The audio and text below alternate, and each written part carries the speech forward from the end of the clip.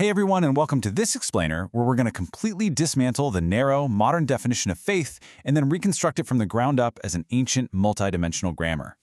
Honestly, if you've ever felt like conversations about faith, reason, and belief are just people constantly talking past each other, you are in exactly the right place. We're going to dive into some absolutely fascinating research showing how these concepts were literally never meant to be isolated ideas, but rather a deeply interconnected system. All right, let's just jump right in and tackle the elephant in the room.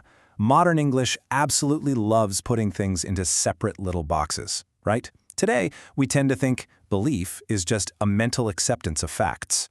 Trust goes in the box for people who probably won't steal your French fries when you aren't looking.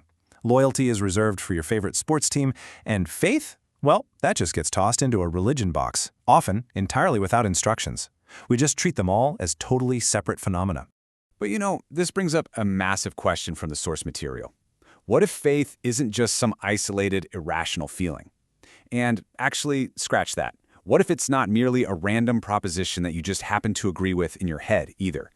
If we look at its historical roots, faith operates much more like a language. It has rules, it has structure, it's this continuous grammar that connects your mind, your actions, and reality itself.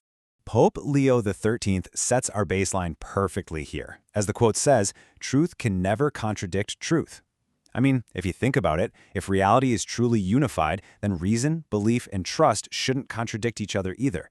They're really just different operations within the exact same human response to a reality that fundamentally makes sense.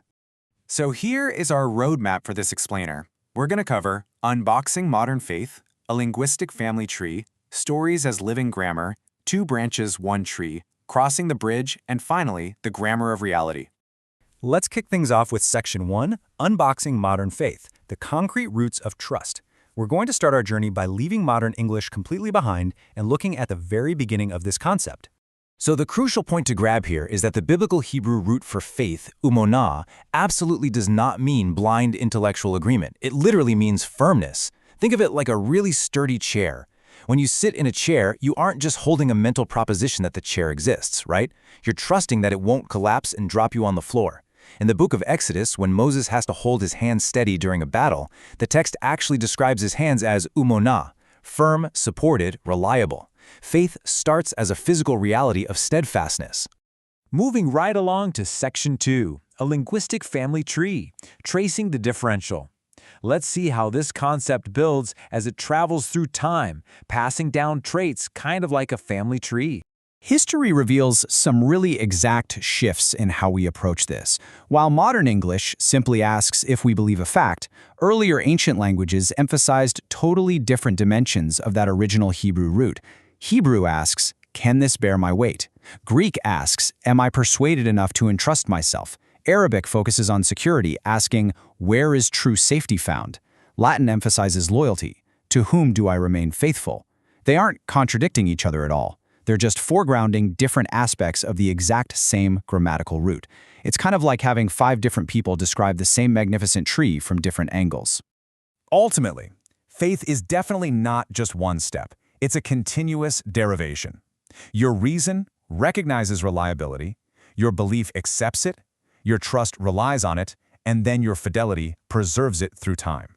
If you chop any of these pieces off, you are no longer speaking the full grammar of faith. You're just, holding a single isolated puzzle piece. Now, on to Section 3, Stories as Living Grammar, the narrative arc. Because grammar isn't just about ancient vocabulary. Stories themselves have rules and pressure points. Looking at the foundational story of Abraham, we see this exact sequence acts as the grammar of faith. God gives a promise, but then there's a delay. Then humans try to fix it themselves. Finally, there's fulfillment with the birth of a son, which is followed immediately by a terrifying test, divine provision, and a renewed promise. If you shuffle these events, like, say, putting the ultimate test before the promise, or just completely removing the delay, the story completely breaks down. The sequence itself teaches us what trust actually looks like when it gets dragged through the mud but still has to keep walking. Section 4, 2 branches, 1 tree, Isaac and Ishmael. Let's look at how this single Abrahamic narrative trunk organically grew into 2 distinct but deeply related historical branches. Comparing the two branches here, we see the Isaac branch focuses heavily on covenant, inheritance, and continuity, eventually leading to Jesus. On the flip side, the Ishmael branch focuses heavily on preservation in the wilderness, divine hearing, and the sanctuary, which becomes central to the Islamic tradition. It's literally like two family recipes for bread that have evolved over centuries. They might look different on the surface now, but they still share the exact same root ingredients: God's initiative, human trust, profound testing, and divine provision. They're differential branches of a single, preserved root. All right, section 5, crossing the bridge between reason, belief, and faith. Let's clearly synthesize the distinct but deeply connected roles here, because as we've seen, these are absolutely not interchangeable words. So the crucial takeaway here is this wonderful bridge analogy from the source material. Step 1, reason checks the bridge. It tests the coherence and the structure so you aren't just walking out onto thin air. Step 2, belief accepts that the bridge will actually hold your weight. Step 3, faith puts a foot on it and starts walking. It involves your whole self. And step 4, fidelity keeps you walking and keeps you on that bridge, even when the wind gets dramatic and the whole thing starts to shake. Faith isn't a replacement for reason. It's what happens after reason gives you the green light. Which brings us to section 6, the grammar of reality, the ordered universe. Why does any of this structural grammar actually matter to your daily life? Well, as Pope Leo XIII noted, theology and philosophy are not enemies. They can't be, because the Christian tradition operates on the belief that the universe is held together by the Logos, the eternal, intelligible, rational Word of God. The world makes sense, language works, stories transmit meaning, and reason functions because the universe itself has an underlying, objective order to it. We definitely aren't playing a random game of Monopoly here where someone can just arbitrarily decide that rolling the dice now means you get a dinosaur. You can't just substitute words however you want.